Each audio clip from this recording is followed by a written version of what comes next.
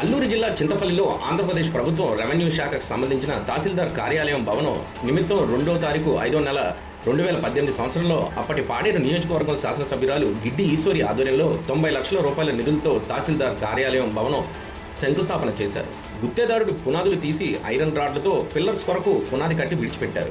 ఇప్పటికే 8 సంవత్సరాలు కావస్తున్న ఈ యొక్క తహసీల్దార్ కార్యాలయం భవనం వైపు కన్నెత్తి చూసే నాదుడు లేడు. ప్రస్తుతం పనిచేస్తున్న తహసీల్దార్ కార్యాలయంలో చాలీ చాలన గదుల్లో రెవెన్యూ స్టాఫ్ చాలా ఇబ్బందులు ఎదుర్కొంటున్నారు. ఉన్నత అధికారులు రెవెన్యూ శాఖపై దృష్టి నిలిపి అసంతృప్తిగా ఉన్న పునాదులను చూసి భవనాన్ని పూర్తి చేయాలని పలువురు కోరుతున్నారు.